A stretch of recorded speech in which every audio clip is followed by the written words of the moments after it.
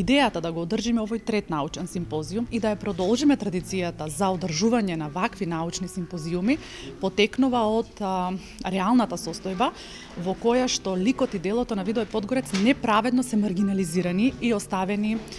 некаде на маргините на општеството, зошто и самите не знаеме. Видое Подгорец е нашиот македонски Балзак, како што вели Киро Донев, заради тоа што е автор на 108 книжевни дела, не само за деца, туку и за возрастни. Тоа е човекот кој што навистина нурнал длабоко во сите теми, во темите кои што се интересни за светот на детето, меѓутоа теми од областа на историјата,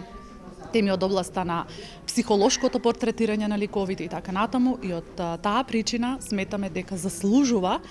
да неговиот лик и дело излезат на површина, а единствениот начин тоа да се направи е сите научни работници, универзитетски професори, истражувачи да работат и да го истражуваат неговото дело. Само така можеме да оставиме ние како генерација трага и неговиот влог за нашата книжевност да го валоризираме.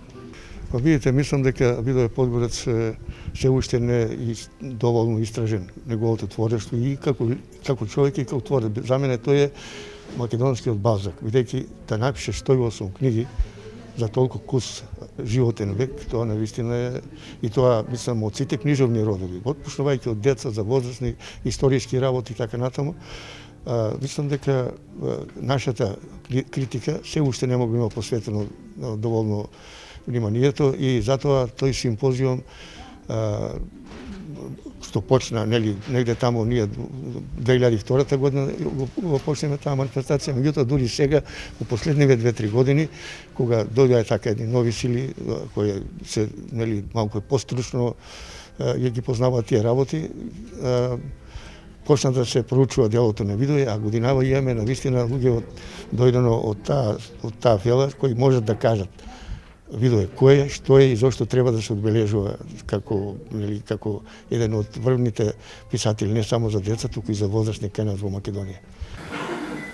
Се надевам дека ќе бидам во право ако речам дека на книжевните автори кои важат за исклучително плодни, потребни им се дури 5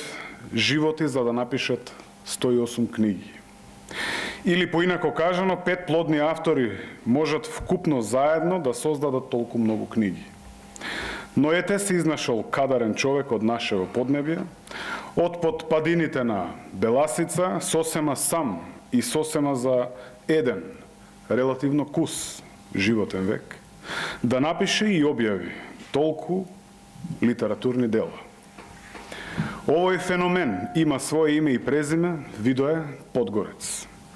Едно такво име и презиме сосема го заслужува овој дводневен научен собир, насловен Книжевно дело на Видое Подгорец и јазик, поетика